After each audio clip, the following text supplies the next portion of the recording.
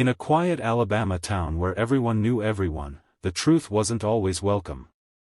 And for 33-year-old Camille Hartley, telling the truth would be the most dangerous decision of her life because it exposed a secret that someone was willing to kill for. Camille Hartley wasn't known for being loud or dramatic. In fact, her voice was often described as soft as silk, and her presence as calming as Sunday morning light. She worked as a hospice nurse in Dandridge, Alabama, a job she called her calling. She cared for the dying with a gentleness that brought comfort to families in their darkest moments. She lived alone in a modest home she inherited from her late grandmother. Camille didn't have a boyfriend, didn't go out much, and rarely raised her voice. But if there was one thing she was known for, it was this: she never lied.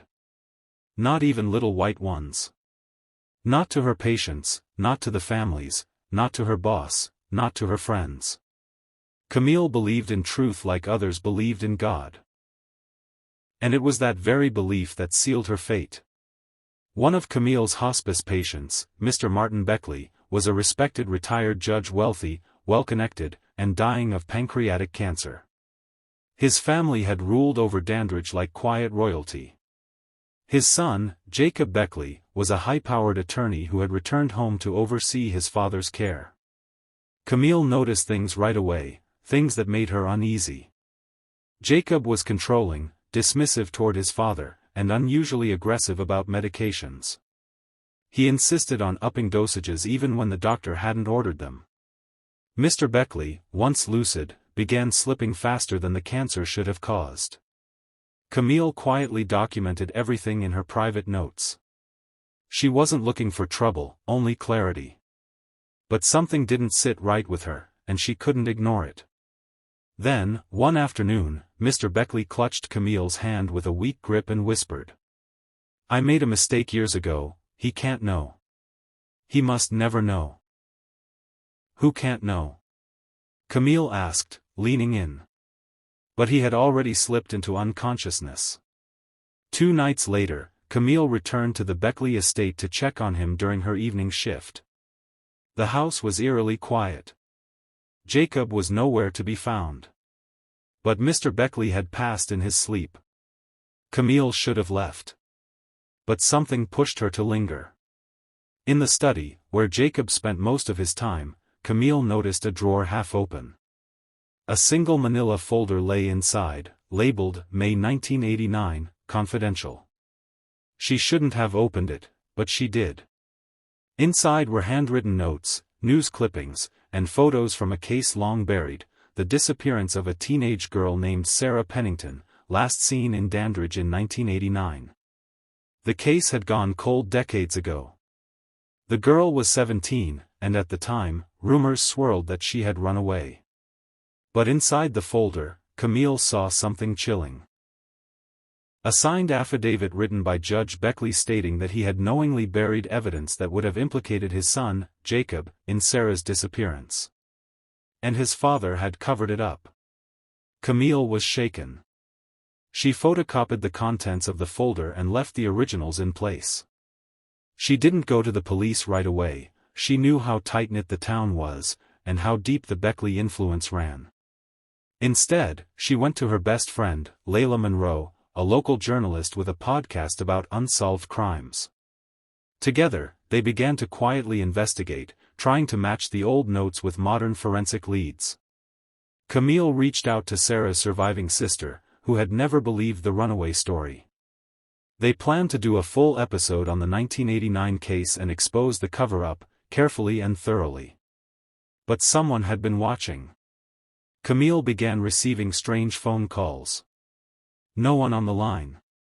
Just breathing. Once, she came home to find her back door unlocked and her files slightly disturbed. Layla encouraged her to go public, but Camille refused. She wanted the story to be airtight. Then her car was vandalized. A note was left on the windshield: "Stop digging." Still, she didn't stop. Because the truth mattered more. On a rainy Thursday night, Camille called Layla. Her voice was trembling. "I think I finally got the missing link." A man who saw Jacob and Sarah the night she disappeared. He's willing to talk. Layla told her to come over immediately. Camille never made it. Her car was found crashed at the edge of Bitter Creek, submerged under 6 feet of water. Official reports claimed she had lost control in the rain. But Layla wasn't convinced. Camille was a cautious driver. She didn't even speed. And when the car was pulled from the water, her phone and flash drive, where she stored the Sarah Pennington files, were both missing. Layla was devastated.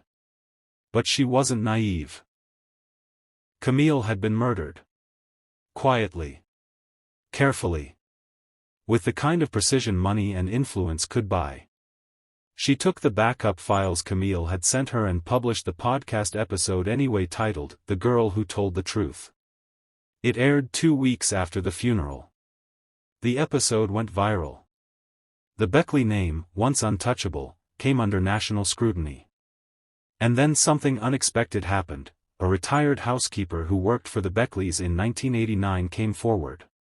She admitted she'd seen Jacob return home covered in blood the night Sarah disappeared. Judge Beckley had paid her to stay silent.